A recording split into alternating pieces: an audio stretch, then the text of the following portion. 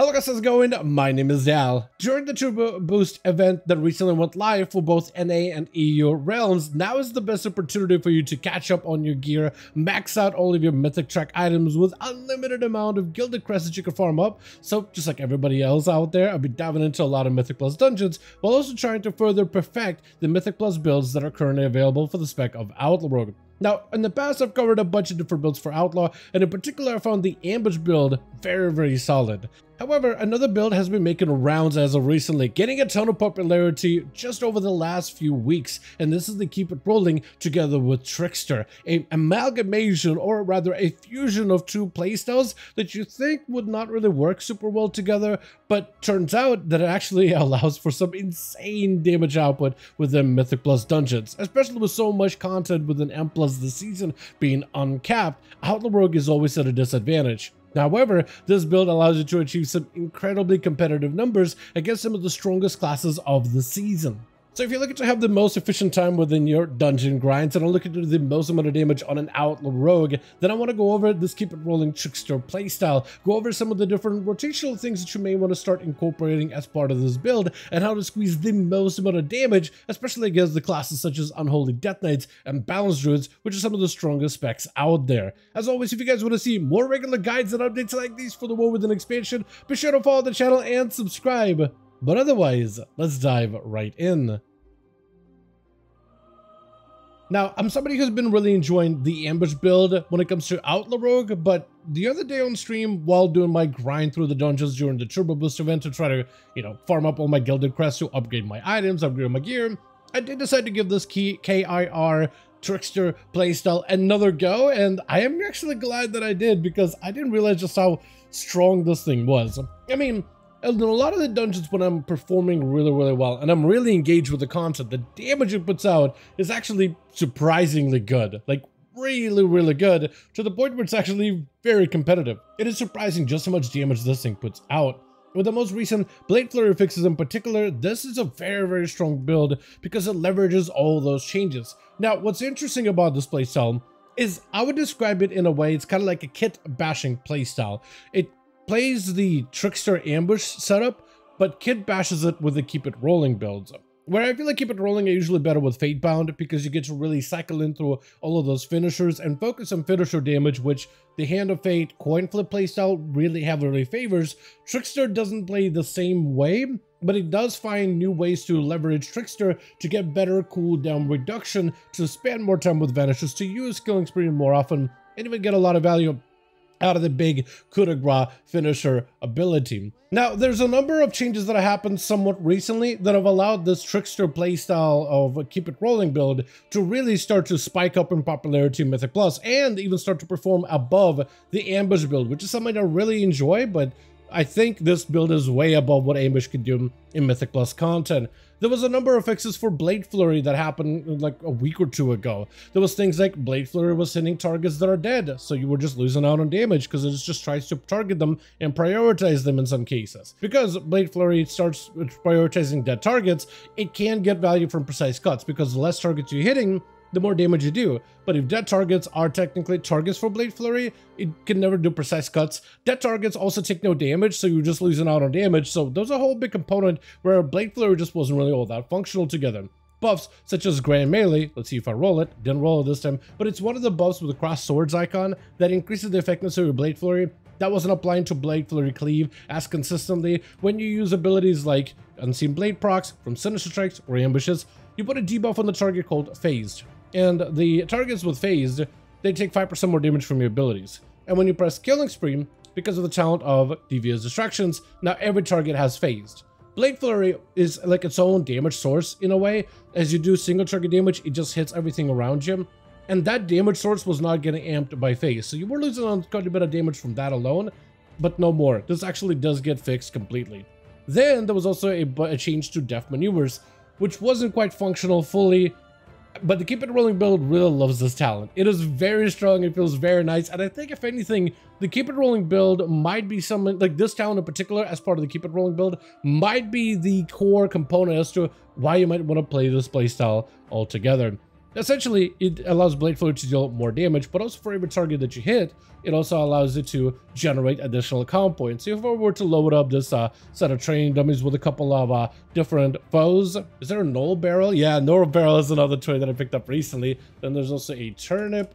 I really just got to make myself like a full list of like these like train dummies toys, because you could really load them up in a single area and then kind of do a bit of practice with your AoE rotation. I think it's about 7 mobs that I could actually properly cleave. But with the playstyle of Death Maneuvers, not only does it buff the damage of your Blade Flurry, it also causes it to give you full comp points, or comp point for every target that it hits. So if you're playing like a huge AoE setup, right, Blade Flurry, and it just gives you full comp points, kind of like the old Mark for Death used to do if you played Rogue in previous expansions. Mark for Death used to do exactly the same thing, just gave you full comp points every single time. So in AoE pulls, this feels amazing. With Blade Flurry having cooldown reduction, you can actually use this ability so aggressively in AoE, not only to generate more combo points, but just to deal a lot more damage in general. It is so good feeling. It synergizes really well with the whole Vanish crackshot windows, because that's where you can get a lot of that between the eyes damage. And you can kind of just see like I'm swimming in combo points the entire time. It is amazing. It feels so good to play with. It is actually just incredibly good. And it makes Blade Flurry in a way a comp point builder and a higher priority ability, especially in AoE. I mean, you can just see kind of like how many comp points I'm building, how often I'm hitting that killing spree, which is kind of nuts. So this is like the best part of this build, is just the comp point or cooldown reduction rotation that you get to do with this playstyle specifically. It is just out of this world. It is actual insanity. It's so good. It makes me actually legitimately giddy every time you mess around with this and like dummies, or if I'm doing this in dungeons. The flow of it feels really, really good. So with all these fixes, that you're looking at about like a 10% fix from just Blade Flurry finally functioning, not hitting dead targets for both Blade Flurry and Precise Cuts. 1.5% here, like 2 to 3% from Unseen Blade fix with a killing spree. Grand Melee is about like a couple percent too, so that's a sizable bit of gain on its own. However, we can even make further gains by playing around Trickster to adjust our rotation in a very, very simple ways. Now, on our Discord, we'll have the original guide for Outlaw Rogue in terms of comp point building and spending, and that's still going to stay accurate, but Trickster does add a couple of nuggets of additional rotational changes to further increase the value of your damage. With Trickster, essentially, one of the things you want to do is use Killing Spree on cooldown as often as possible. Whenever you're not in Subterfuge window or around Crackshot, you kind of want to use Killing Spree as often as possible, essentially on cooldown as much as you can. It is a huge portion of your damage because it allows you next few hits to also trigger Unseen Blade. Whenever you get disoriented strikes from Killing Spree, you actually want to prioritize Sinister Strike as your primary comp point builder. You still want to spend your comp points once you reach a certain amount of them, right? But you will just end up ignoring pistol shots to some degree with this playstyle. After a full Killing Spree, you would just prioritize Sinister Strikes above everything else. That'll be your main comp point builder, at least for 2 hits. So it just gives you like a weird rotational adjustment. It does mean that sometimes you'll cannibalize some of those pistol shot procs, but you're only running 1 talent of Fan the Hammer, so it's going to be very, very unlikely for you to be sitting on multiple stacks for way too long. Essentially what this build tries to do is it tries to increase the cooldown reduction even further. Not only can you do that easily with Death Maneuvers Blade Flurry, right, churning through cooldowns very, very quickly, but we can amp it up because we're trying to get more coup de grace procs. And by forcing out more hidden blades, you can actually get more charges towards that coup de grace to use it a lot more aggressively. This is specifically why we pair this with Trickster, because with coup de grace, next finisher is going to act as if it consumed additional comp points. So if, let's say, you have a drone rush and it's on cooldown and you send it, that cooldown gets cut down by quite a decent bit. So it's a very, very efficient finisher, which you will try to utilize kind of like Killing Spree, right? Killing Spree you don't really want to use inside of Subterfuge windows, inside of Stealth, because you're still going to play around spamming between the eyes for the crack shot value. But whenever you're out of Stealth, Killing Spree is a higher priority, and then coup de grace will be second priority finisher. And you'll try to use that finisher basically as soon as you possibly can. And I really mean that as soon as possibly is available. Like if, let's say, I'm going to build some comp points and I hit Sinister Strike, hit second Sinister Strike, and when a coup de grace procs, you kind of want to use it immediately. There are some situations, specifically if your next comp point builder is a Sinister Strike, like if that's the only comp point builder that you have, then you'll use coup de grace immediately as soon as it's available, as soon as the button is glowing. Now, I don't have any procs of things like Pistol Shot right now that are active from Hidden Blades. I guess I could use Blade Flurry, but if I'm like a single target scenario, you're not really going to use Blade Flurry in pure single target. So in those kind of situations, like, what do? Do you just press Sinister Strike?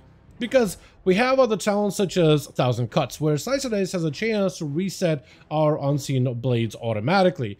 But we want to make sure we're not wasting any unseen blade procs for more coup de grace. In this situation, you just do a very simple, just send a natural coup de grace. Yes, it's going to be like a 2 comp point coup de grace, but it's actually still worth it. So if you can play around this little adjustment around trying to maximize the number of unseen blades in order to get more coup de grace procs, primarily through disoriented strikes to force those unseen blades, that's going to be your best case scenario. And if you could do that, then the cooldown reduction of this playstyle feels much, much better. Already, in AoE, it's generally kind of high. But with this, if you play it correctly, you can actually get crazy cooldown reduction. So Adrenaline Rush is almost always up. Killing Spree, it's almost always up. Vanishes are plentiful and are always available. And it feels like you're never run out of gas ever with this build. It is a little harder to pick up, because there's quite a few moving parts, but if you can pick them up together, the damage you can do with this is out of this world. It is so competitive and it's crazy just how strong it hits. Now, another component that you will definitely need to pick up, and this one is an easy one, is you'll need the right weapon for the job. Of course, you can go with like a very, very powerful raid weapon like Mugsy's Fist Weapon, even a Mythic. Very, very strong item, generally really good. However, there's even a better weapon for Mythic Plus dungeons. I introduce you Nightfall Cursed Blades Cudgel, a weapon that you can easily buy from the Nightfall scenario vendor. All you have to do is complete a Nightfall scenario and the quest for completing the Nightfall scenario, and you get a little token that you can exchange for one of those weapons on the vendor. And there's a Nightfall Cursed Blades Cudgel that has a unique effect that's insanely good for Mythic Plus, specifically for Outlaw. You first melee strike against an enemy, slams them and nearby enemies with a quake of shadow magic, dealing shadow damage split between every single target. However, there's a bit of a catch here because the damage of the actual weapon proc will hit other enemies around you. So like, think of a big pull like Cinderbrew or Priory or Motherload or really any big pull. It will, once one mob in a sea of mobs gets hit by the effect, it triggers that effect on all the other mobs as well. So for this, you end up getting quite a bit of that shadow damage blast on every enemy around you. And while the damage of the ability does get split, every enemy gets hit by the instance of that shadow quake. So they don't really get split. It's kind of like an uncapped AoE ability more than anything. The best part is, for Outlaw specifically, and I guess for rogues in general, if you vanish, it resets the proc so you can do it again. And you can just keep spamming it again and again and again, as many vanishes as you can get.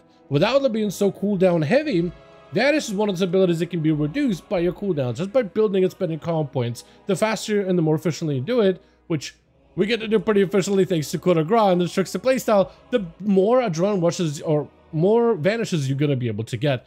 If you're playing Knight in particular, having a Vanish stealth macro gives you an extra burst of this reset for yet another Shadow Quake. So this ability, this weapon in particular, because it is purely uncapped AoE, essentially, where every enemy is basically going to take the same amount of damage from one another, it is wild how strong this thing is. The spec of Outlaw is completely capped in AoE. We can only hit like 8 targets together with like a primary target plus 7 other targets with Blade Flurry. And we can hit them for a decent bit of damage, but we can't affect every mob in an AoE pull, which is super unfortunate. But with this weapon, however, we now can. It is something that rogues have transitioned to playing, and it's now becoming a very much accepted weapon. Right now, based on the early numbers that we have, this thing is the best weapon you can get in Mythic Plus by far. Whether you're someone who's a fresh new rogue, just started playing, you can pick it up, and now you have the best option for Mythic Plus for this season, unless they end up nerfing it. Or if you're someone who's playing and trying to push keys right now with a turbo boost, this is still going to be a really, really strong option. It is kind of wild how one weapon can do as much damage as it does, and it can do up to, on average, 3% of your damage. But you can do a lot more depending on the pulls, depending on the dungeons. Like if the tank pulls very aggressively, this thing can be easily 4% of your damage. And just the idea of 4% of your raw damage comes from a single weapon that's so easily acquired from a vendor, it's kind of wild to me. But it only ends up becoming even more exacerbated because of the playstyle, because of the keep it rolling build, as it gets way better cooldown reduction. Where the ambush build is all about plunging those big ambushes back into the target, doing a lot of the consistent damage, you don't get as good of cooldown reduction. You get decent cooldown reduction, but a lot of your damage comes from those ambushes that do quite a lot, especially with surprise strikes, crit damage increase.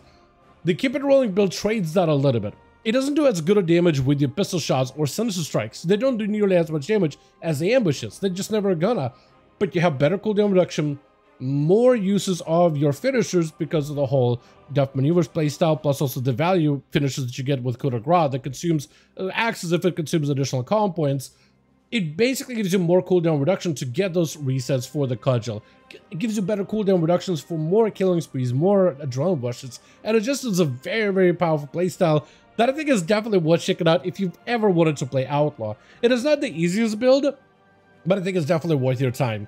But with that being said, as always, I do want to thank all of you guys so much for watching, and hope you guys did enjoy this video. If you did enjoy it or found it informative, go ahead and give it a like. I would very much appreciate it. Join our Discord community just to make sure that you have access to the written version of this guide, because I'll be adding all the different components regarding the Keep It Rolling and Trickster combos that you can utilize within M+. Definitely worth giving this build a go, as it does some incredibly good damage, at least right now in M+ dungeons. Also, let me know your thoughts in the comments down below, and as always, I'll see all of you guys in the next one.